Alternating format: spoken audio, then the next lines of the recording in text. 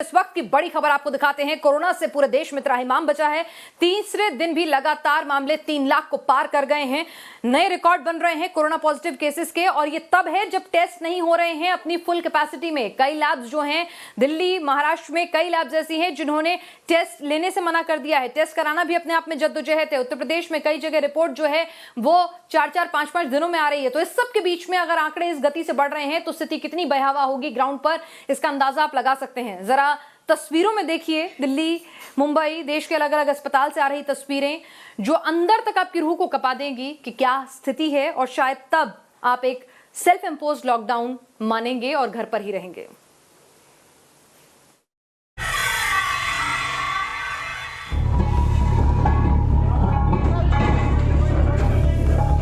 Oxygen cylinder के लूट की ऐसी तस्वीरें ना तो आपने देखी होंगी और ना ही कभी इसकी कल्पना भी की होगी। लेकिन कोरोना क्या क्या नहीं दिखा रहा।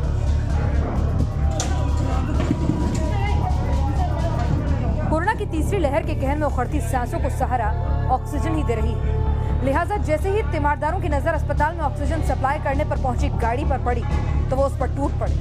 जो जितना उठा सकता था उठाकर सांसों को सहारा देने निकल पड़ा और देखते ही देखते गाड़ी खाली हो गई। ये पूरा मामला है कि हमारे पास ऑक्सीजन भरपूर है, खाली सिलेंडर हो जाते हैं, उनको फिर से भरे सिलेंडर इमरजेंसी पहुंचा दिए जाते हैं। तो लोगों में भ्रांति फैल गई कि हमारे ऑक्सीजन का सिलेंडर कहीं जल्दी खाली ना हो जाए, तो उसको वहीं से जैसे गाड़ी आई तो उन्होंने अपने पास रखना शुरू कर दिए।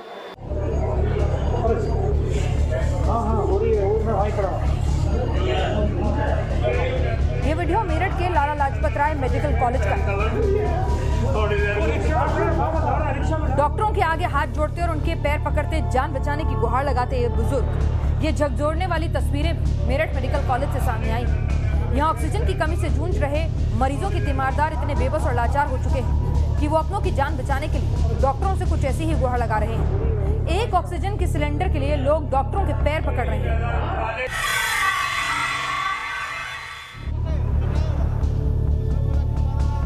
अब आपको बिहार की राजधानी पटना के सबसे बड़े कोविड अस्पताल यानी एनएमसीएच की बदहाली की तस्वीरें दिखाते हैं। यहाँ कोविड सस्पेक्ट हाथ में स्लिप लिए खुद जांच कराने के दर की ठोकरें खा रहा है। तो कोविड पॉजिटिव मरीजों के परिवार वालों का आरोप है कि अस्पताल में इलाज के लिए सुविधाएं नहीं है। वो डॉक्टर्स पर भी मरीजों का ध्यान नहीं रखने का आरोप लगा रहे हैं। व्यवस्था की कमी का हाल ये है कि कोविड सस्पेक्ट को लेकर लोग दर दर की ठोकर खा रहे हैं, और जो लोग कोविड हॉस्पिटल में अपने लोगों को भर्ती कर रखे हैं वहाँ इलाज का अभाव देखते हुए वो भी परेशान है। एनएमसीएच पटना का कोविड डेडिकेटेड हॉस्पिटल, बिहार का इस वक्त सबसे बड़ा कोविड डेडिकेटेड हॉस्पिटल, और यहाँ लोगों की परेशानी देखिए। ये शख्स जो ऑरेंज टी शर्ट में खड़े हैं ये कोविड सस्पेक्ट है। इनके परिवार वालों को डाउट है कि इन्हें कोविड है। क्या हुआ है, क्या हुआ यहाँ? इनको जांच करवाने के लिए लेके आए हैं, तो वहाँ पुर्जा कटवा दिए हैं। पुर्जा में वहाँ पे लिखा हुआ काउंटर पे कि चाइल्ड और लेबर में चले जाइए, उसमें नया बिल्डिंग है उसमें होगा जांच। वहाँ गए हैं तो वो बोल रहे हैं कि यहाँ नहीं होगा, यहाँ होगा। ये वाला बिल्डिंग, ये सेंटर ऑफ एक्सीलेंस लिखा हुआ। यहाँ पे अभी एक नर्स मिली थी, उनको बोले कि जाँच कहाँ आता है, तो वो बोली हमको मालूम नहीं।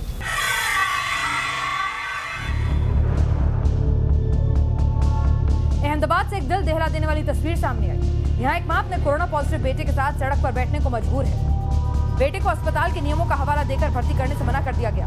हालात के आगे मजबूर मां बेहाल बेटे के साथ सड़क पर बैठी रही। दरअसल यहाँ के अस्पताल में 108 एम्बुलेंस से आने वाले मरीजों को ही भर्ती किया जा रहा है, जिसकी वजह से महिला का बेटा भर्ती नहीं हो सका।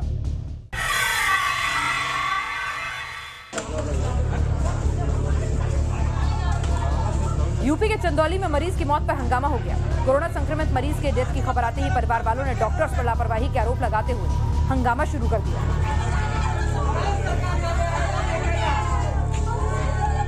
हिंदुस्तान में कोरोना की रफ्तार दिनों दिन बेकाबू होती जा रही है। वहीं बीते 24 घंटों में 3,32,730 नए केस सामने आए हैं, तो सिर्फ 24 घंटे में 2263 कोरोना मरीजों ने दम तोड़ दिया। देश की राजधानी दिल्ली सहित महाराष्ट्र के कई शहरों में सख्ती के बावजूद कोरोना संक्रमण पर लगाम कसने की तमाम कोशिशें नाकाफी साबित हो रही हैं। Team news nation. तो किस तरह से हिंदुस्तान में कोरोना काल बनकर टूट रहा है, और इस बार का कोरोना जो है वो ऐसा नहीं है कि सिर्फ बुजुर्गों को, बड़े लोगों को ही अपने निशाने में ले रहा हो, अपनी गिरफ्त में ले रहा हो। पिछली बार हमने देखा था फर्स्ट वेव में बच्चे से अछूते थे, लेकिन इस बार बच्चों को भी कोरोना जो है वो अपनी जकड़ में ले रहा है। और बच्चों को अगर कोरोना हो जाए तो क्या करें, क्या ना करें, क्या स्थिति है, आइए समझते हैं अगली रिपोर्ट में।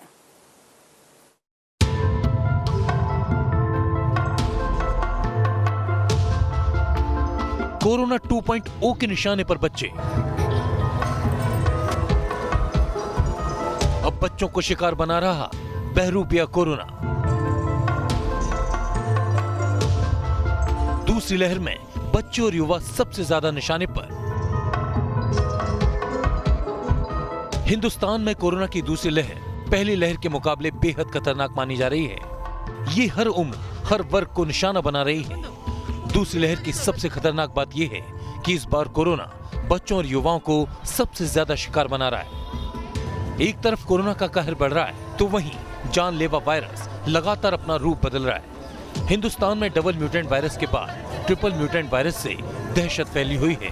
नए स्ट्रेन के ज्यादा खतरनाक होने की आशंका जताई जा रही है। पल पल रूप बदलता वायरस सिर्फ बुजुर्ग, युवा और बच्चों को ही नहीं, 8 महीने के नवजात को भी अपनी चपेट में ले रहा है। कोरोना के शिकार बच्चों में तेज बुखार और निमोनिया जैसे गंभीर लक्षण दिख रहे हैं। इसके अलावा डायरिया, डिहाइड्रेशन और स्वाद की कमी जैसे लक्षण भी सामने आए हैं। तेज बुखार और निमोनिया जैसे गंभीर लक्षण वाले बच्चों को अस्पताल में भर्ती करने की जरूरत पड़ रही है। बच्चों में सिम्टम्स एक अलग तरीके की प्रॉब्लम होती है उन्हें पहचानना। तो इनके अंदर फीवर, एक अगर परसिस्टेंटली फीवर है, न्यूमोनाइटिस जो एक तरह से ब्रीदिंग डिफिकल्टी या कॉफ के जरिए पता लग सकता है। डिहाइड्रेटेड हो सकते हैं बच्चे, टेस्ट का प्रॉब्लम हो सकता है, डायरिया के भी कुछ बच्चे आ रहे हैं। कोरोना की पहली लहर ना तो बच्चों के लिए खतरनाक थी और ना ही बच्चों में उसके गंभीर लक्षण पाए जा रहे थे। वहीं इस बार दूसरी लहर में हालात बदल चुके हैं। बच्चों में कोरोना के लक्षण दिखने से इसकी तस्दीक हो रही है कि वायरस का म्यूटेशन हो चुका है। कुछ गंभीर मामलों में बच्चों की मौत की भी खबर आ रही है। अभी जो जानकारी आ रही है एक म्यूटेंट की, एक ये भी कारण हो सकता है कि जो डबल म्यूटेंट दिल्ली में पाया गया है, काफी ज्यादा संख्या में है, और यूके म्यूटेंट या स्ट्रेन, वो भी एक कारण हो सकता है कि बच्चों में इस बार ज्यादा इन्फेक्शन पाए जा रहे हैं। 8 महीने के बच्चों से लेकर 12 साल की उम्र तक के बच्चों को कोरोना तेजी से शिकार बना रहा है। वयस्कों की तुलना में कोरोना से संक्रमित बच्चों के इलाज में काफी दिक्कतों का सामना करना पड़ रहा है, क्योंकि बच्चों में रेमडेसिविर जैसी एंटीवायरल दवाएं या स्टेरॉइड नहीं दिए जा सकते। उन्हें सिर्फ बुखार या कफ की दवाएं और जरूरत पड़ने पर रेस्पिरेटरी सपोर्ट देकर उनका इलाज करने की कोशिश की जा रही है।